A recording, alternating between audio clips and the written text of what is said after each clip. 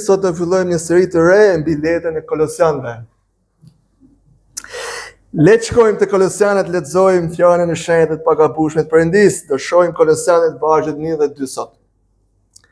Pauli apostulli i Jezu Krishtit, me anë të vullnetit të Perëndis dhe vëllait Timote, shejtorëve dhe vëllezërve besnik në Krishtin që janë në Kolos, hir mbi ju dhe paqe nga Perëndia aty dhe nga Zoti Jezu Krisht.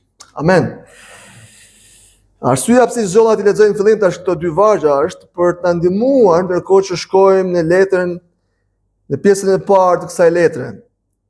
Do shohim në pjesën e parë të kësaj letre, do shohim kontekstin historik të letrës dhe këto dy vargje do na ndihmojnë shumë. Si shumë letra të tjera, edhe kjo letër e mori emrin për shkak të vendit ku ishte marrësi i letrës, ose ku ishte kisha marrëse e letrës. Pra kisha ndodhe në Kolos, siç na thuhet në vargun 2, apostulli thotë shejtorëve që janë në Kolos. Pra na tregon vendin ose kush është kisha marrëse atje, do thotë në Kolos. Prandaj edhe letra ka marrë emrin letra drejtuar Kolosianëve. Tash do të flasim vetëm pak, do shohim vetëm pak kontekstin mbi Kolosin. Kolosi shtërije rreth 170 km në lindjet të Efesit, në luginën e Likut, pra është në zonë luginën e Likut, që sot është pjesa perëndimore e Turqisë, pa ndodhet në Turqinë e sotme. Në shekullin e 5 para Krishtit, pra 500 vjet para Krishtit, në kohën e mbretit të Persis Asuero, siç e mund ta shohim te Estri Nini, kjo zonë njihej si qyteti i madh i Frigjisë.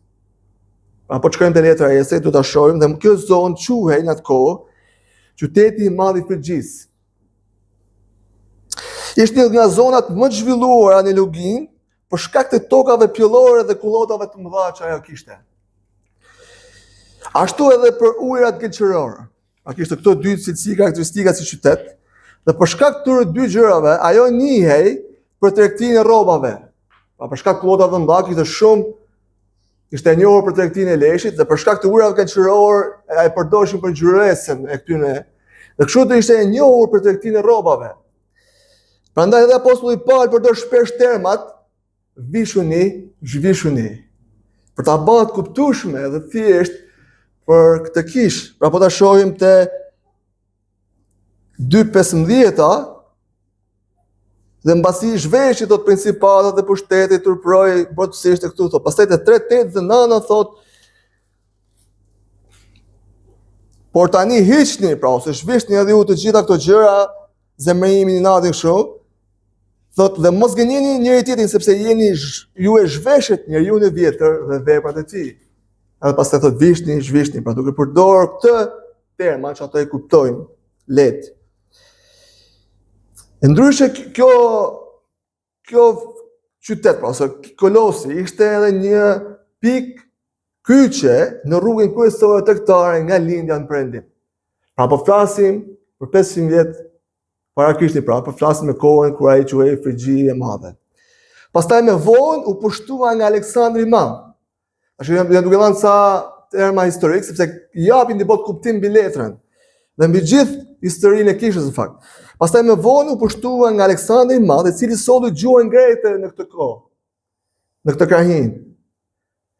Dhe ato morën gjuhën greke. Pastaj në shekullin e 2, pra 100 vjet pas Aleksandrit, po para Krishtit, kjo zonë u morë dhe u administrua nga Roma, pra u pushtua dhe u administrua nga Roma, duke themeluar kështu provincën romake të Azis, ose Azis vogël.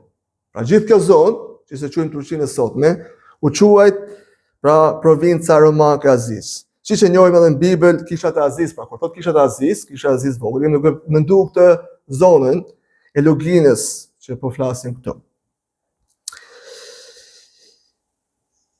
Dhe duke u bërë qendër administrative, pra kur Perëndoria romake themeloi këtë provincën, qendra administrative e saj u bë fqinja e saj Laodicea. Dhe ajo u bë si qendra e kësaj province, duke u bë si një qytet i madh dhe qytet i fortë, dhe gjithashtu edhe rruga kryesore e humbi. Nuk ishte më Kolosi, por ishte Laodicea, pra që nga lindja dhe perëndimi. Kështu që në kohën e djathtë së re, kur Pali shkruan letrën, ishte një qytet i vogël. Nën hijen e fqinjve të saj tashmë, të afërt, që ishin më të mëdha, më të forta, pra që ishin zhvilluar, që ishin qendra tashmë, Laodicea dhe Hierapolis. Po lexoj me kujdes sepse janë emra grek dhe ndoshta ngatroj. Hierapolis, siç do të shohim në fakt, edhe më poshtë në këtë letër për këto dy qytete që apostulli na shkruan. Kjo letër shkruan nga apostulli Paul gjatë kohës që ishte i burgosur në Rom, rreth vitit 62 pas Krishtit. Autorësia na e thot vargu 1, pra thot apostulli Pali pra apostulli Jezu Krishtit edhe tregon autorësinë e tij bashkë me vllatin Timoteun, tregon autorësinë e tij. Dhe që në fakt që ishte në pranga na thot vargu 4:18. Thot përshëndetje vëllezërit në Laodice dhe një fjalë dhe kishën që është në shtëpinë e tij. Dhe vargu 18 thot 4:18.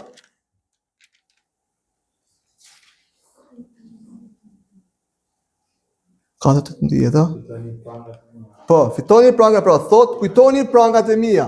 Pra duke thënë atyre, kujdoni prangat e mia, pra duke kujtuar që ato ai është në pranga. Tashi, kisha në Kolos filloi si rezultat i shërbesës së Palit në Efes. Pra ne dimë që Pali ndajti për ca kohë në Efes. Dhe e shohim atë të veprat 19:10, po shkruajmë aty na thotë se gjatë asaj kohe, kur Pali ishte në Efes duke predikuar fjalën e Zotit, të gjithë banorët e Azis që përfshinte edhe Kolosin e dëgjuan fjalën e Perëndisë, pra të Azis kësaj Turqisë sotme, e dëgjuan fjalën e Perëndisë. Por themelusi i saj, drejt për drejt, pra themelusi i saj nuk ishte Pali, i cili me gjas nuk ishte shkuar kur atje. Këto na thot vargu 2:1. Vargu 2:1 nga Kolosianët thot: sepse dua të dini që luftë të madhe kam për ju dhe ata që janë në Laodice, dhe të gjithë ata të cilët nuk e kanë parë fërtyrën time në mish. Pra ka mundësi që Pali nuk i ka takuar kur këtë kish, pra, por ishte themeluar, nuk ishte Pali. Por ajo që mendohet është që themeluesi i saj është Epafrai. Tash me sa duket Epafrai ishte shpëtuar gjatë një vizite në Efes, pra kur Pali shërbente dhe predikonte, dhe pastaj të ketë mbjell kishën në Kolos, kur gjatë kohës pasi ai u kthye atje. Pra, është nga shërbesa e Palit, por kjo kishë nuk është themeluar nga Pali. Pra, mendohet që themeluesi i saj ose pastori i saj të jetë Epafrai, i cili mbasi është shpëtuar në Efes në kohën e shërbesës së Palit, pasi është dishepullizuar nga Pali, është kthyer atje në Kolos dhe në Azinë e vogël, duke u bërë mbjellësi i kësaj kishe.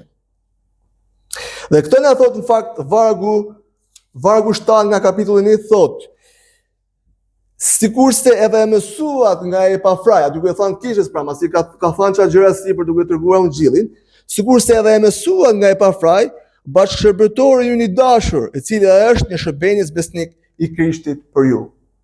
Pra keni mësuar nga Epafrai dhe ai është një shërbënjes besnik për ju, ai është duke shërbyer atyre. I mësuan këto gjëra nga Epafrai, i cili ishte edhe bashkëpunëtor ose bashkëshërbëtor me Palin. Dhe në fakt, ishte edhe bashkëshërbëtor, ose bashkëpunëtor edhe me Filemonin. Tash jo mund të thoni çfarë kanë të dy lidhje, shumë interesante kjo. Dhe këtë na thot Filemonin, ne po shkruajmë aty, po zot e lexojmë, me cili ishte gjithashtu pjesë e kishës në Kolos. Dhe këtë po e them thjesht për informacion kur ta dini kur shkoni në Filemoni. Pra Filemoni ishte gjithashtu një person që me gjas kishte shpëtuar gjatë kohës kur Pali predikonte në Efes bashkë me Epafrai, dhe ai gjithashtu ishte pjesëtar i kishës në Kolos dhe bashkëpunëtor me Palin. Epafrai shërbesi një ndihmës i Palit dhe bashkëpunëtor për ungjillëzimin e luginës së Likut. Pra për gjithë këtë Azinë e vogël, ai me gjas shërbesi bashkëpunëtor për të predikuar ungjillin. Dhe ndoshta kjo ishte arsyeja pse Pali nuk shkoi, duke qenë që ai kishte trajnuar, ungjillëzuar Epafrain bashkë me Filemonin, dhe i dërgoi ata të krahin për të predikuar fjalën e Zotit.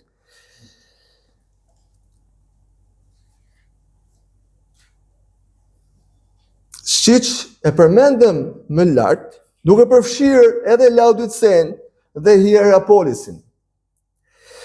Tash kapitulli 4 vargjet 12 dhe 13 na thot: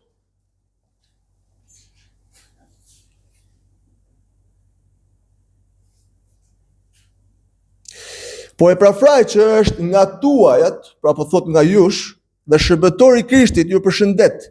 Ai lufton gjithnjë për ju një lutje, dhe ju të qëndronit përsosur dhe të përmbushur plot me gjithë vullnetin e Perëndisë. Sepse unë dëshmoj për të, sa ai ka zell të madh për ju, edhe për ata të Laodices dhe për ata të Hierapolis. Pra kur Pali i përshëndet, pra dhe është duke folur për Epafrain që ta shohim më vonë që ai ishte në Rom. Ai është duke thënë që jo vetëm ju të Kolosit, jo vetëm për ju në Kolos, por gjithashtu edhe për këto vendet e tjera. Dhe ata, pra kur thot pra ata e ka fjalën pra ata që janë në kishat e Laodices, ose për besimtarët paktën që janë në Laodice dhe në Hierapolis. Pra me gjas Epafrai kishte mbjedhur dy kisha tjera që ishin në këto dy zona të ndryshme të Azisë së Vogël.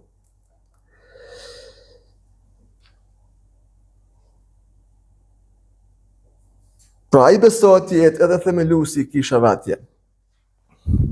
Kjo kishë ishte një kishë dashur dhe me një besim të vërtet në Krishtin. Ishte një kishë dashur dhe me një besim të vërtet në Krishtin, na thot vargu 4 të kapitullit 1, sepse morëm vesh për besimin tuaj në Krishtin Jezus dhe për dashurinë tuaj ndaj gjithë shëjtorëve. Pra në një farë mënyrë është një kishë shëndetshme, një kishë dashur dhe që ishin me besim të vërtet në Krishtin. Por duket që ishte turbulluar nga disa mësues të rrem që kishin hyrë në kishë.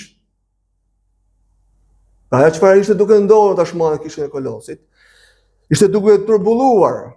Pra ishte një kishë shëndosh, por ishte duke turbulluar, duke përpjekur për ta shpërbër disa mësues të rrem që kishin hyrë në kishë. Kjo kishte shqetësuar shumë Epafrain, pastorin e asaj kishe. Në gjatë ishte një pastor i ri, rreth 2-3 vjet, që ishte themeluar kishën e kishte shqetësuar shumë Epafrain, duke marrë rrugën nga Kolosi deri në Rom për të kërkuar ndihmën dhe këshillën e apostullit parë. Nga Kolosi deri në Rom për të marrë ndihmë, për të kërkuar ndihmë dhe për të kërkuar këshill nga apostulli i parë. Ashtu që lexuam nga vargu në sipër, pra, ai ishte në Rom kur u shkrua letra. Dhe Pali po ju thot në letrën e tij, që ato e kishin marrë në Kolos, që Epafrai ju përshëndet, pra, është me mua këtu, dhe kanë dëgjuar, thot vargu 4 këtu, pra kanë dëgjuar nga ai për ju, për dashurinë dhe për besimin. Ai ishte në Rom kur u shkrua letra. Dhe letra u dërgua nga Titiku, ku i cili shoqëroi nga Onesimi. Nuk e di a keni dëgjuar Onesimin, keni dëgjuar Onesimin? Edhe kjo është një pjesë shumë e bukur. Këtë na thot vargu kapitulli 4, vargjet 7 dhe 8. Dhe kam dëshirë të lexoj këtë vargje për shkak se kur shkojnë aty, gjatë kohës do t'i predikoj më kështu. Keni këtë kontekst në mendje dhe kanë qenë shumë e bukur. Kapitulli 4, vargjet 7 dhe 8. Tikiku, vëllai i dashur dhe shërbenjes besnik dhe bashkëpunëtori im në Zotin do t'ju tregoj gjithçka lidhur me mua. Unë e dërgova te ju pikërisht për këtë arsye, që të njoh gjendjen tuaj dhe të ngushëlloj zemrat tuaja. Bashkë me Onesimin, vëllai besnik dhe i dashur që është prej jush, pra ka dalë prej jush, dhe ata do t'ju tregojnë gjitha të këtushmet, pas të gjitha gjërat që janë këtu.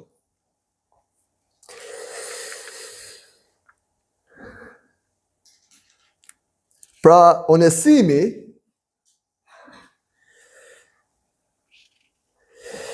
është sklavi, pra për ta lidhur, sepse i thot edhe Onesimit, pra për ta lexoni nga vargu, thot edhe Onesimi i cili është nga tuajat. I thot kishës në Kolos. Tash Onesimi është sklavi, kur Pali përmend te letra e Filemonit. Pra siç e thamë më sipër, Filemoni ishte pjesë e kishës Kolos. Filemoni ishte sklavi që ishte larguar nga Filemoni, që ishte shkuar në Rom, dhe ishte shpëtuar, dhe ishte bërë dishepull i Palit. Dhe Pali shkruan këtë letër për Kolosin dhe ja jep Tikikut dhe bashkë me Tikikun çon edhe Onesimin. Dhe ka shanse dhe kjo sipas saj që bashkë me Tikikun pra dhe me letrën e Kolosit ka dërguar Onesimin dhe letrën e Filemonit.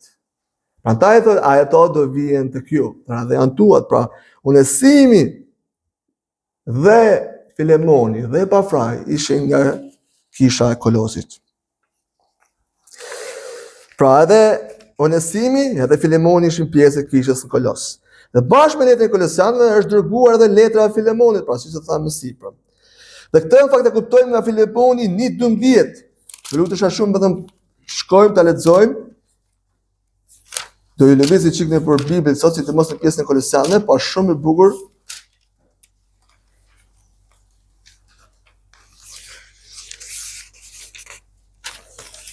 Kush e gjen më shpejt?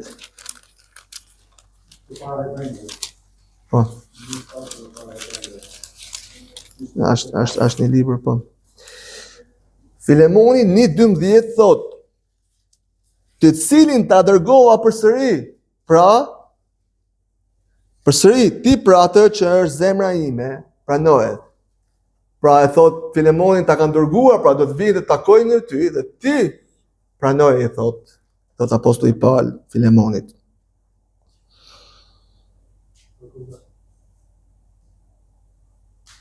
Tani një kujtesë, kam dëshirë të kujtojmë diçka. Dhe kjo nga këtu nxjerrin një mësim shumë të rëndësishëm vëllezër e motra.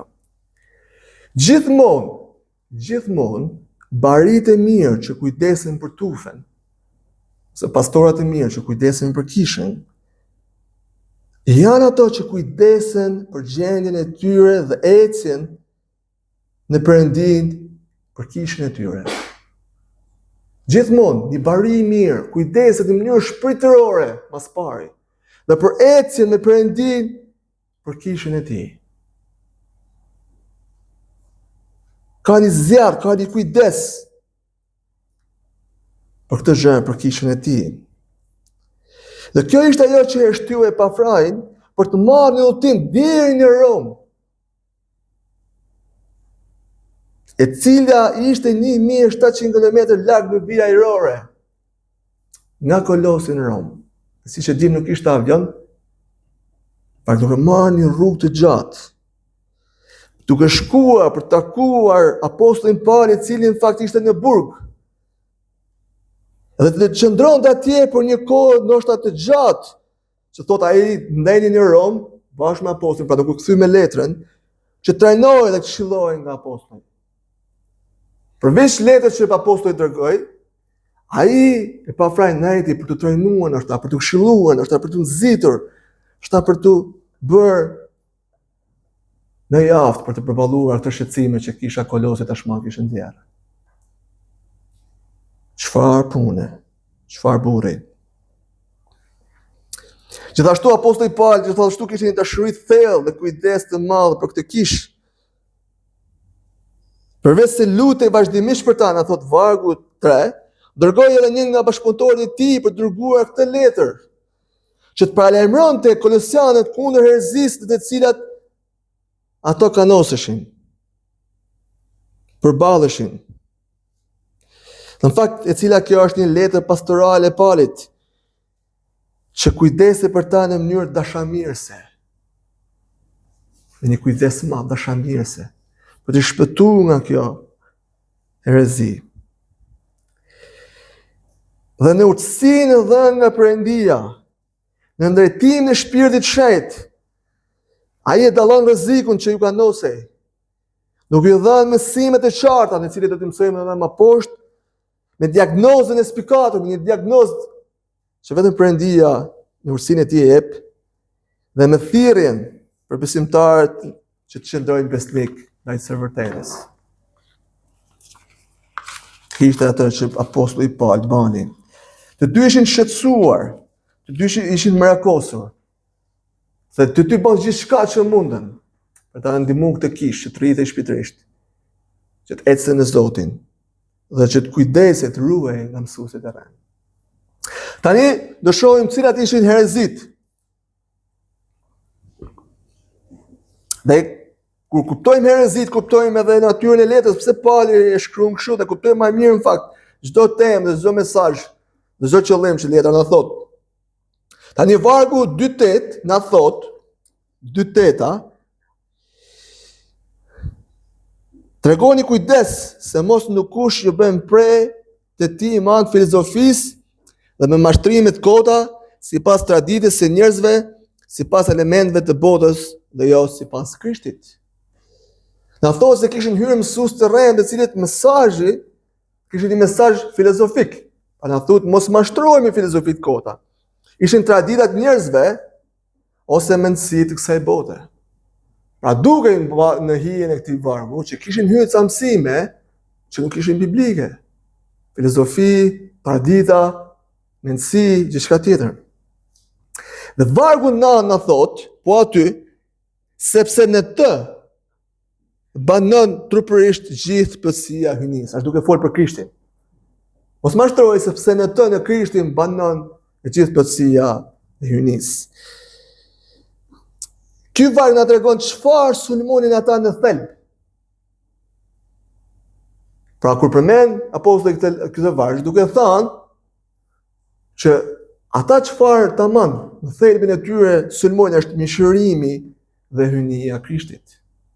Mos u mashtroni nga këto gjëra. Në vargu 9 thot sepse në të banon trupërisht gjithë plotësia e hyjnisë. Ata ishin duke shkatruar në thelb mishërimin dhe hyjninë e tij. Problemi vjen nga mësues të rrem që përhapin atë që është quajtur sot herezia e gnosticizmit. Tash do shpjegojmë pak terma këto, është shumë e rëndësishme për të kuptuar. Dhe pastaj do shohim gjithë përgjigjen e urtë që Pauli ju jep. Çfarë ishte gnosticizmi? Gnostikët, që e konsiderojnë vetëm një uri superiore pra, si një uri të lartë, vjen nga fjala greke që do të thotë gnosis, që do të thotë të dish. Pra gnosis të dish. Dhe gnostikët do të thotë njerëz me dije. Pra gnosis, gnostikët njerëz me dije, pra ishin njerëz me dije. Pikpamja e tyre themelore ishte se materia ishte e keqe, pra çdo gjë fizike ose e krijuar, dhe vetëm shpirti ishte i mirë. Materia, çdo gjë materie ishte e keqe, dhe vetëm shpirti ishte i mirë. Prandaj ato arsyetonin se Zoti nuk mund të përfshihet në krijim. S'mund përfshihet duke qenë i shenjtë, s'mund përfshihet në krijim.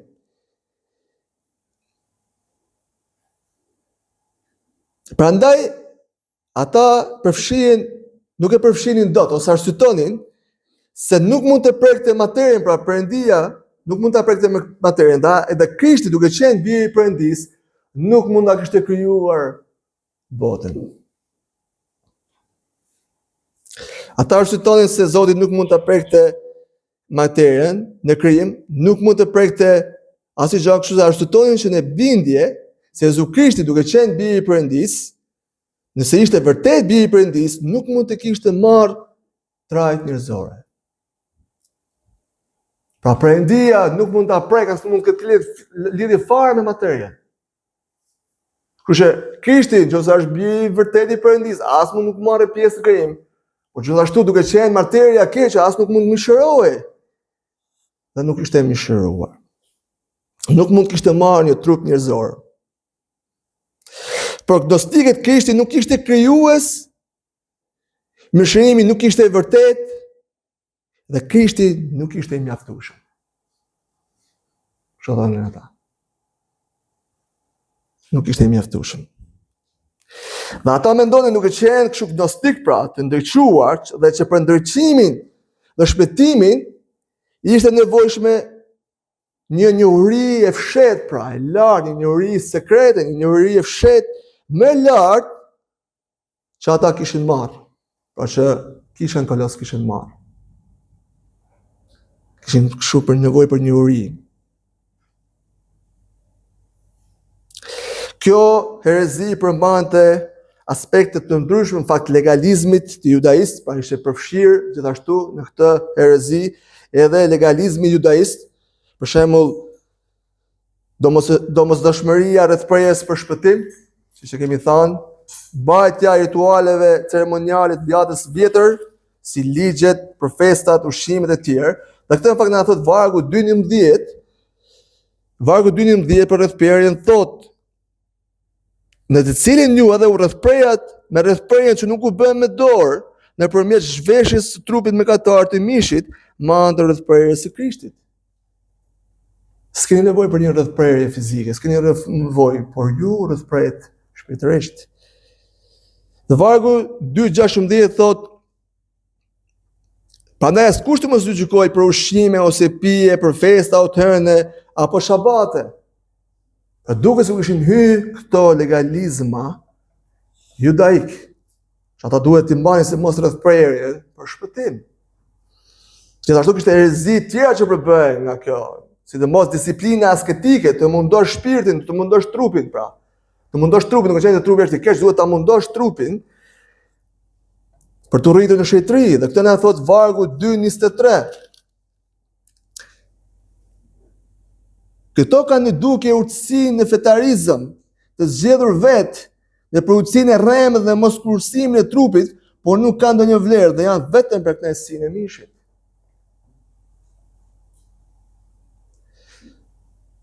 Gjithashtu në fakt kishte herezi të tjera, gjithashtu përfshirja në misticizëm edhe gjëra të tjera. Këto herezi e kishin kërcënuar kishën Kolos.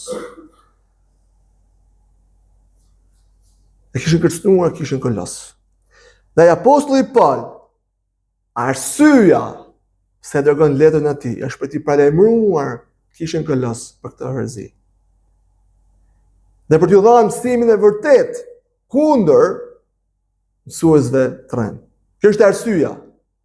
Tani do shohim cila është tema dhe qëllimi i letrës. Pra arsyeja është ai dërgon atje për shkak të herëzive. Qëllimi, tani do shohim cili është qëllimi, ma tema dhe qëllimi i letrës. Te kjo letër shqyrtohen shumë tema të ndryshme, do ta shohim që shqyrtohen shumë tema të ndryshme. Por edhe kjo, si letra e Filipianëve, që kemi studiuar, është një letër kristologjike. Ku në qendër të letrës është personi i Zotit ton Jezu Krisht. Në qendër të letrës është personi i Zotit ton Jezu Krisht. Por ka ndryshim tek Filipianët, tema kryesore ishte Krishti, gëzimi i tyre, pra ose gëzimi jon. Pra ishte kristologjike, tregonte për madhështinë e Krishtit, por qëllimi i apostullit Paul ishte për treguar që Krishti është gëzimi jon. Tema e tij kryesore. Në këtë letër, edhe pse është kristologjike me qendër Krishtin, tema kryesore është hynia dhe shpëngimi i Krishtit. Hynia dhe shpëngimi i Krishtit. E gjithë letra flet për madhështinë e Krishtit dhe pozicionin e besimtarëve në Kolos në të anë besimit.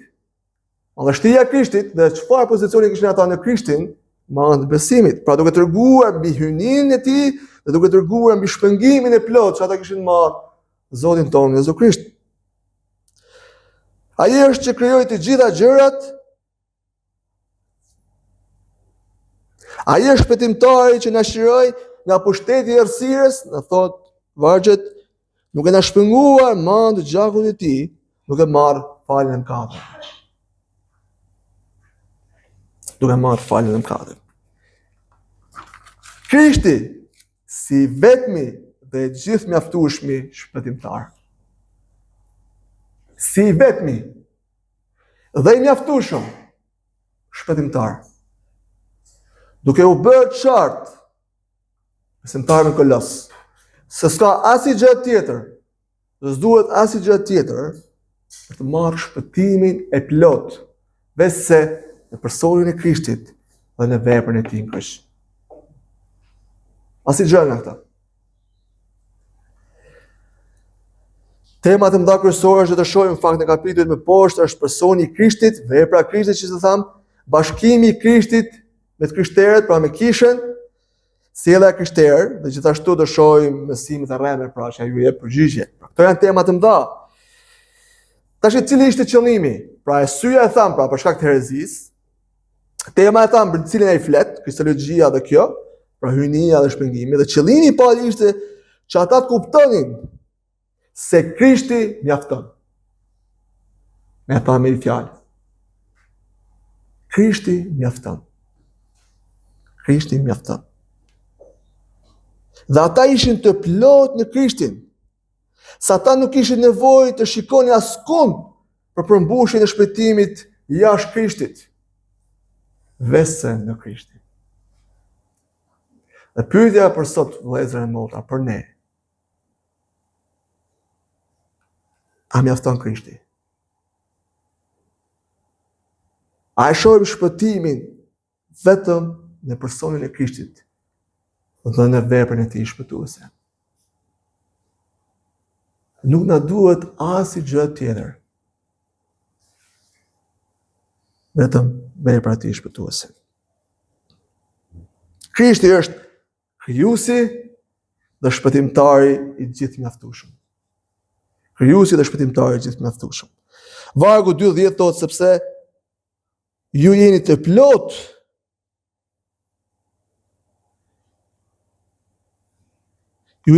në cilin ashtu e shveshin në çdo principate e pushteti. Pra, vargu 2:10, ta lexojmë bashkë thotë, dhe ju jeni të mbushur në të, ose të plot në të, pra, duhet thani mbushur si plot në të, i cili është kreu çdo principate apo pushteti. Ju jeni të plot në Krishtin.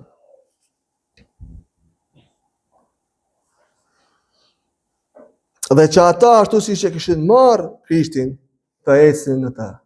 Si që kishin marrë, duke qenë të qëndrueshëm dhe besnik në besimin e tyre në Krishtin dhe të vërtetën. Mos fokusohen si vend tjetër, por duke qenë besnik, qëndrueshëm, plot shpresë, plot siguri vetëm në Krishtin dhe të vërtetën. Pa kjo është mësimi kryesor gjatë gjithë kohës kur do shkojmë te krelatët dhe që do na mësojnë. Besnik, qëndrueshëm, të plot në Krishtin dhe të vërtetën e tij. Kjo është konteksti historik, besoj t'ju kem dhënë me kuptuar më shumë. Në pjesën e dytë do shohim bekimin apostullore. Vargu 2 Nina thotë që Pali hapi letrën me përshëndetje, pra është një përshëndetje e zakonshme në letrat e tij, e kemi parë atë Filipianët dhe këtu në Kolos. Duke treguar dhe atërsinë e letrës, siç e thamë sipër, pra Pali dhe Timoteu, i cili ishte, dhe kjo është pjesa kryesore e këtij vargu, i cili ishte gjithashtu apostulli i Jezu Krishtit me anë të vullnetit perëndis. Me anë të vullnetit perëndis. Ato ndoshta u tunduan për t'u lënë vend autoritetet e tjera përveç atij të Jezu Krishtit. Besimtarët atje. Pali na tregon se ishte apostulli. Dhe ai nuk e mbante këtë post nëpërmjet uzurpimit. Nuk e kishte fituar me zër. Dhe as i vetë quajtur apostull. As i vetë shpallur apostull. Asnjëherë nga këta. Por nëpërmjet delegimit nga vetë Krishti. Apostull i Jezu Krishtit me anë vullnetit perëndis. I delegimit të vetë Krishtit. Apostulli ishte një lajmëtar, një përfaqësues i caktuar nga Krishti. I caktuar për të komunikuar të vërtetat e tij, vërtetat e Krishtit. Nëpërmjet Palit apostull, në këtë rast, është vetë Jezu Krishti që po i drejtohej kishës.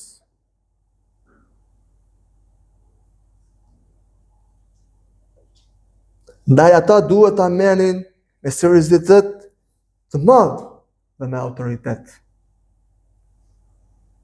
Duke ju thënë që ju vëllezër dhe motra duhet t'ju bindni kësaj vërtete. Se në fakt kjo është fjala e Krishtit. Unë jam një apostull i Jezu Krishtit, me anë vullnetit të tij, caktuar nga Krishti për qenë një lajmëtar i Krishtit, për të thënë vërtetat e Krishtit. Na ju duhet ta merrni me seriozitet, si një autoritet nga Perëndia, duke u bindur kësaj të vërtetë. Dhe nuk duhet të flas pak më shumë sepse vllai më sipër në fakt e shpjegoi këtë, që ne duhet ta shohim fjalën e Zotit si një autoritet, si një fjalë nga Krishti, për të bindur asaj. Dhe vargu 2 thot, edhe pse Pali nuk ishte takuar kurrë kolosianët, ai quan ata shejtor dhe vëllezër besnik në Krishtin. Me një gjuhë të lartësuar dhe vllazërore.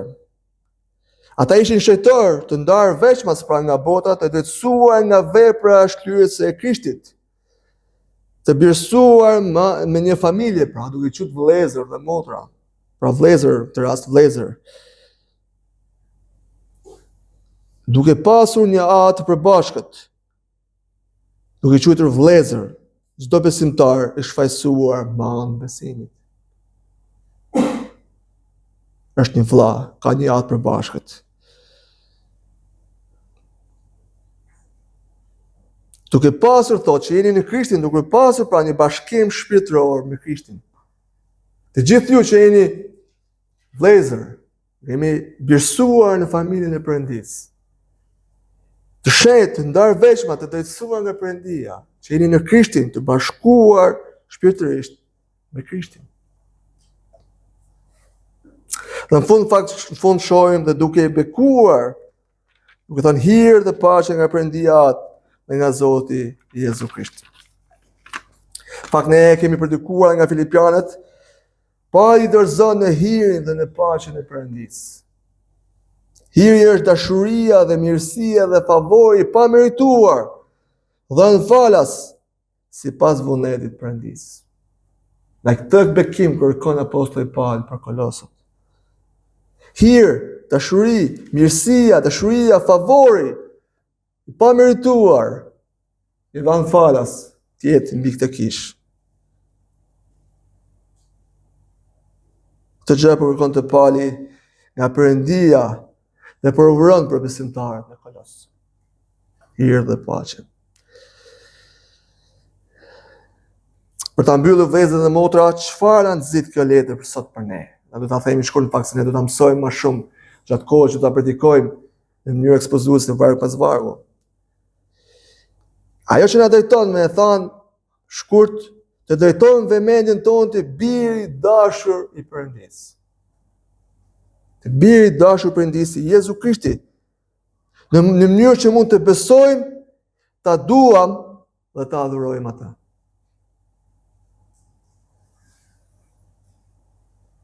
Dhe vetëm në të cilin besimtarët, dhe vetëm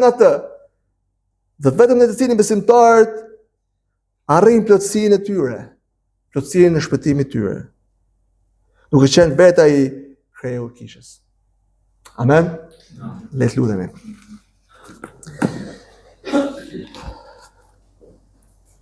O atë falenderojmë për fjalën tënde. Falenderojmë Perëndi që na dha mundësinë që për ta studiuar, për ta mësuar, për të bekuar zemrat tona dhe mendjet tona me anë kësaj fjale, o Zot. O Zot, kjo fjala është e pasur me pamundësi të ndryshme, o Zot, për të shpjeguar çdo gjë, Zot, ne morëm vetëm thelbin për kujtuar, Zot, Krishtin superior, Zot, Krishtin mbi gjithçka, ai që është hyjnia, ai që është krijuesi, që është shpënguesi, Zoti jon, i cili na mban.